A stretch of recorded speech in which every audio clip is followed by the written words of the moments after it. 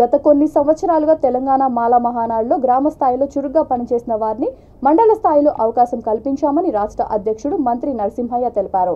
Mahabub Nagar rural మండలం అధికార ప్రతినిధిగా కాడం రాములు, హన్వాడ మండల కార్యదర్శిగా రెంట్ల గోవింద్కు జిల్లా కార్యాలయంలో జరిగిన కార్యక్రమంలో నియామక పత్రాలు అందజేశారు.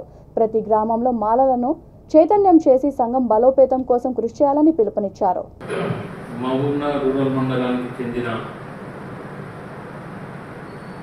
కాడం రాముల్ని మహబూబ్ నగర్ రూరల్ మండల్ అధికార ప్రతినిధిగా నియమించి నియామక పత్రం ఇవ్వడం జరిగింది. అదేవిధంగా హన్వాడ మండలం కొత్తపేట గ్రామానికి చెందిన రెంట్ల గోవిందును హన్వాడ మండల కార్యదర్శిగా నియమించి నియామక పత్రం ఇవ్వడం జరిగింది. వీరు గ్రామ స్థాయిలో తెలంగాణ మాల మహానాడు చేపట్టిన కార్యక్రమంలో చురుకుగా పాల్గొని గ్రామ స్థాయిలో వారి స్థాయిలో సంఘ నిబంధనలకు అనుగుణంగా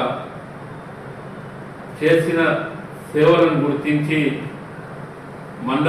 మండల స్థాయిలో కూడా వీళ్ళకి అవకాశం కల్పిస్తే మరింత సంఘ అభివృద్ధి కోసం తోడ్పడతారనే ఆలోచనతో వీరికి మండల స్థాయిలో అవకాశం కల్పించడం జరిగింది.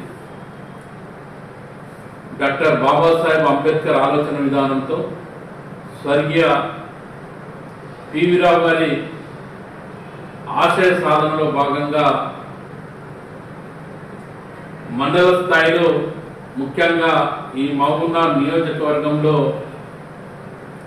మాలలను ప్రతి గ్రామంలో చైతన్యం చేసి